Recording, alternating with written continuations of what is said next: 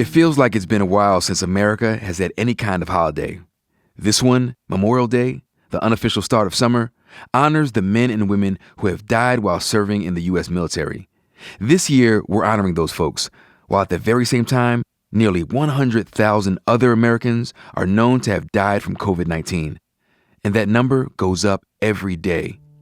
We know lots of people are going through hard times right now and won't be spending this holiday weekend at traditional events. I know my family for sure is going to miss the annual African Dance Festival in Brooklyn. So we thought maybe we could lift the mood just a little bit, bring some relief and some laughter. Hi, I'm so excited. I have shoulder pads and a statement lip. I see. This is my night out. And the earrings too, you getting it, I see you. Yes. That's comedian and actor and podcaster and author Michelle Buteau. After working her butt off for nearly 2 decades in comedy, she's finally getting her due. There's First Wives Club alongside Jill Scott. She's got a Netflix special coming up and a book too. And she's our guest on today's episode. Just before coronavirus hit, Michelle hosted a reality show, also on Netflix, called The Circle. Welcome to The Circle. What's up, Circle? A new social experiment where players don't meet face to face. What? They only communicate through the circle. Circle. Circle. Circle? Take me to my profile. Listen, the premise, and I'm serious here, was 8 people who had to stay inside their apartment and could not meet face to face. They even had to use social media and giant screens to communicate. Sounds familiar, right? We'll get to that.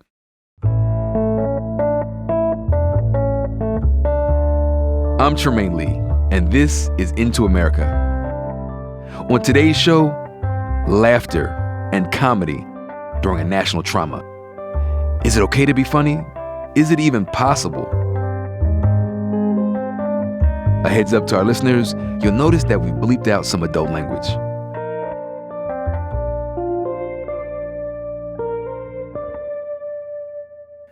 Michelle Buteau, thank you so much for joining us. Oh my God, of course. What else was I gonna do? Laundry? There we go.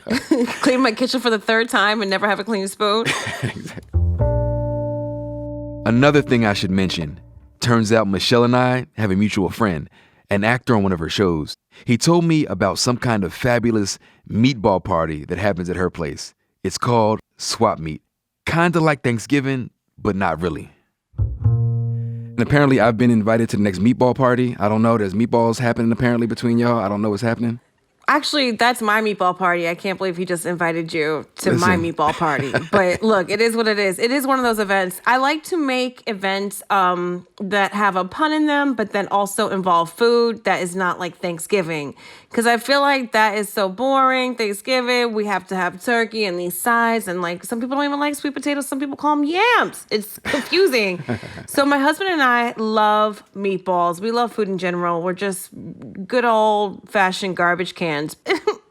We've been doing it for 5 or 6 years. About 40 to 45 people make meatballs. Small ones so we can all bite. And then over 100 people come.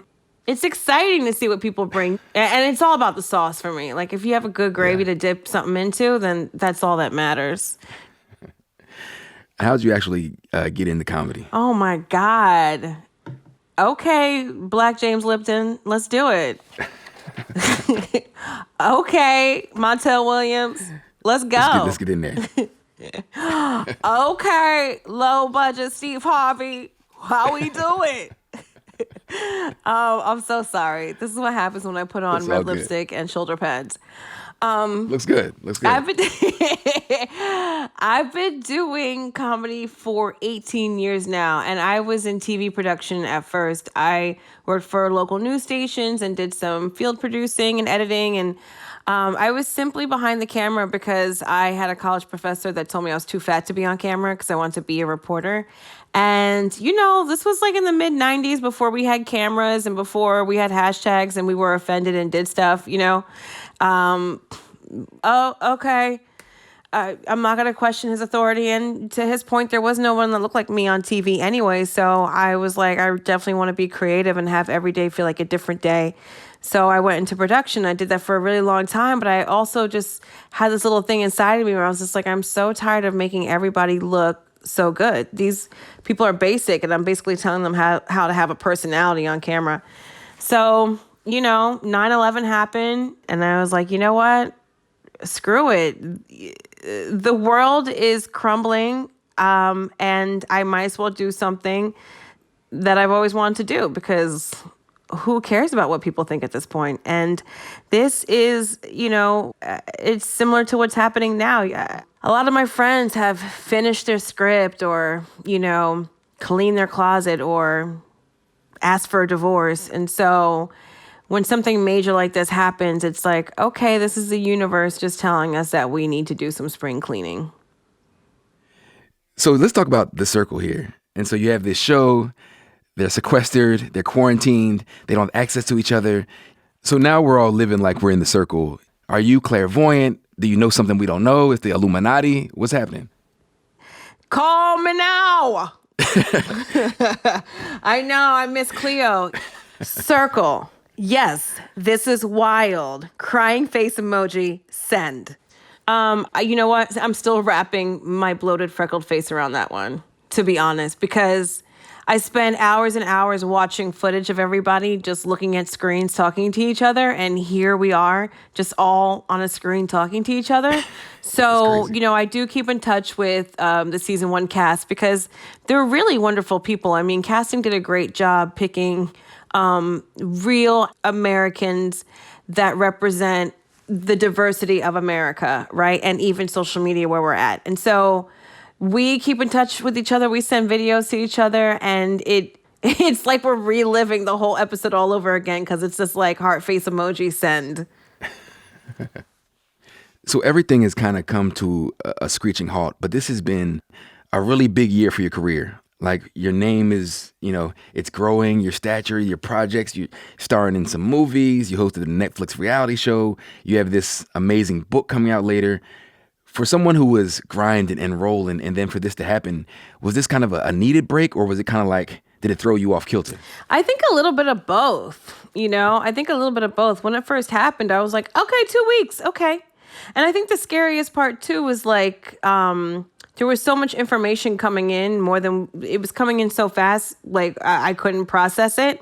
And I live by Hart Island, which is an island where a lot of Jane and John Does are buried. And it's sort of just like, it's a graveyard for people that died alone. And as I'm looking out my window and I see these refrigerated trucks coming in, I'm like, that is so sad that they died alone, but also like, wow, so beautiful that they all get to be buried together for eternity. So it is just like multiple levels of what?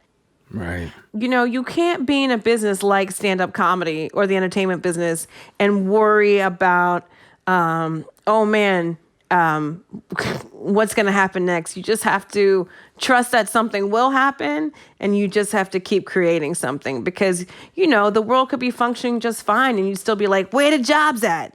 It's so crazy. Like, oh, she's got that, he's got that. It's like, who cares what everybody got? Focus on what you have. Look at your plate and keep it moving. Oh my God, all this truth. You are the mother of twins. How old are they? They are 16 months, Goodness. which is like a year and a half. I'm bad at math. So is it more comedy or drama at your household? You're a wife, your mother, 2 small kids. That's a lot. Yeah, I mean, it's a lot, but it's also like just enough, right? Because, wow, what would I be doing if I didn't have this beautiful family to take care of? I'm really so glad they're so cute and look like me, because it'd be so much harder if they were ugly. As a mom, or even as any parent, just taking care of whether it's a puppy, a finicky plant, or your kid, it's like, you spend so much time taking care of it. You're like, when do I bond with it? And I didn't even know that was a thing. And so I'm having all these like mini revelations too that is really fun for me, because I'm like talking to my mom friends. I'm like, I had no idea. They're like, yeah, girl, it's okay to cry when you get poop stuck in your fingernail before you had your coffee. I said, I just thought it was me. They're like, you are not alone. So that's fun. I hustled hard. I've hustled hard for 18 years. And now I get to be in the Bronx, braless, with my cute kids with curly hair, and just cut up a bunch of broccoli and feed them. And that's where I'm at right now. That feels like heaven. More truth from Michelle Buteau right after this.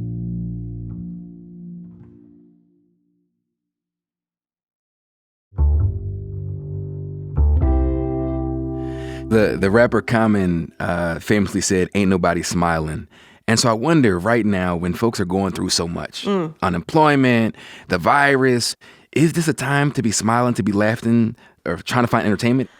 Oof. I mean, you know, the big answer is yeah, sure. But I think the real answer is you have to do whatever you need to do. You have to allow yourself to feel sad and mad and f***ed up, you know, in order to get to the place of, okay, I can breathe now. I went through that. What is science? Am I sick? Are they sick? What does this mean? Will I come back? I don't have my job, but I have my health. It's like you just have to allow yourself to feel whatever the f*** you're feeling. And so, you know, I think it's important for, you know, SNL and Wendy Williams and like Pop Culture Short to maintain whatever sense of normalcy we can, because people do like to check in, and especially people, you know, who are by themselves. They need it more than ever. I mean, people like me who are stuck home with their kids, #blessed. But it's like, we don't have time to watch stuff. We're just cleaning and raising and you know, all the housekeeping and just trying to maintain our sanity. So I think it's like, and then once in a while I'll see a meme. And thank you so much, 90 Day Fiance, for all those memes. I check them when I'm on the toilet because that's my me time. Don't worry about it. I wash my hands after I take a shit and I wipe down my phone. Okay? Who is not washing their hands after they take a shit and riding the subway? This is how we got into this mess. Trifling. So you get paid to make people laugh, but during these times, what's making you laugh? Are you finding sources of entertainment? I mean, for sure, I'm conjuring good feelings just simply because I have to be strong for my parents and for my husband and for my kids and for my dog. And let's be honest, for me. But I'm realizing now that I am home how much I worked, how much I was really entertaining everybody all the time, how much I was tap dancing. And like, look, I'm taking a pause for the cause like everybody else. I'm taking a rest. This is the first time I put on a good bra like in 7 weeks or months. You know, I feel like I've created this beautiful plus size body of work for people to enjoy. Let me just sit back and drink my LaCroix while you guys watch all the stuff I've done on the YouTube. One thing that's not lost on me is just how absurd this moment actually really is. Like takeout food, people with bags on their heads. What have you noticed of the silliness of this? Obviously, it's very serious, but is there some silly, absurd nature to everything that's going on? Oh, man. I think I don't want to discount people's feelings. Mm-hmm. But, you know, when science is politicized, it's like, what are you even talking about? These are facts, boo-boo. You know, this doesn't mean, like, we're not even talking about insurance and taxes. We're talking about science. Drink some bleach. You know? So it's just like, why? If a woman were to say, we should have some bleach, we'd be like, women are so stupid. If a black man were to say, you know what we should do? We'd be like, black people are not educated. It's like, it makes my right eye just have a heartbeat every time. And I'm just like, I can see it. This can't, I mean, y'all cannot, nobody's got buyer's remorse yet? This is crazy. You have this book coming out. This might be my favorite book title ever, Survival of the Thickest. Yay. Talk to me about it. She thick. Survival of the Thickest, plus size essays in a small-minded world. Yes, honey, I wrote this because my heart was full and my jeans were tight. You know, when I started podcasting, I just thought I'd be talking to people about what was going on in the world, how they grew up, blah, blah, blah. And then I started realizing, I got a lot of stories. And it's not just like the same story you keep telling at the dinner table. These are stories that sort of resonate with people from all walks of life. And so I just started making a bank of, I'll tell that story one day, or I'll flesh it out, or I'll do it at a storytelling show. And storytelling shows are wonderful and magic because you're just telling this like very deep, intimate, raw story of this part of your life in a dark room. Then people reach out to you and they're just like, oh man, I was going through this. Thank you so much. Now I feel less alone. I'm just like, well, I feel less alone for sharing and you feel less alone for hearing. And then you'd read other books and manuscripts and stuff and essays from comedians. And you're just like, that is so interesting and that is so wild and truth-telling and in their voice. But yeah, man, my husband truly like put me in a room and he's like, we are doing everything else. How about you just focus on this? And so he really helped me find the time. So I am very, excited isn't even the word. I'm all the things, I'm anxious. I'm hopeful. I'm excited. I can't wait for people to read this and be like, I cannot believe she said that. I can't believe she did that. I can't believe she went through that. What's it like working with Jill Scott? We saw the versus Jill Scott and Erykah Badu, and I saw someone say that Jill Scott looks like she gives the best hugs. She's glowing and warm. Oof. I'm getting chills just even thinking about Jill's hugs. Jill's mom is a healer. And so Jill has that, she's got that thing where if you walk into the trailer and she's like, you didn't sleep well last night, you okay? And I'm like, what? Like the audio guy will mic her and she'll be like, you need to take some vitamin C. You got to get sick next week. And we're like, what? She'll just come up and like touch a part of your arm. You're like, oh, I feel better. She's like, I know. And like, we'll just walk away. And you're like, chill. She's magic. She's pure magic. And she's so talented. I mean, she's nice to everybody on set, but she's also like, do your job because I'm doing my job. You know what I mean? She's business. She's gorgeous. She just like makes up songs for no reason. Like she's just. That sounds very Jill Scott of her. One last question. Why does comedy matter now? Oh man, comedy always matters, to be honest. Right now we are going through something collectively, but people go through stuff every day. And, they need to laugh as well. The biggest, highest compliment you could tell a comedian after a show is, I needed this. I had a rough day at work. My husband just left me. My dad just died. I needed to laugh. I just lost another baby. Thank you so much. Like, you never know what people are going through. And so that's why comedy is always important, because Ryan Michelle Bethe, who plays one of my First Wives friends on First Wives Club, would always say, her grandma would say, if you're not laughing, you're crying. If you're not crying, you're laughing. And it's just like, well, why can't we do both? Michelle Buteau, thank you for the laugh. I think so many of us needed this. You are a bright, shining star, and we really, really appreciate your time. Thank you so much. This is how we do it. I ain't gonna sing along with you, though. Almost had me there. Almost had me. All right. So nice to meet you, sort of. Likewise. Well, I'm gonna be at the meatball party, so there we go. Oh, right. You're invited. There we go. Okay. Thank you. Bye.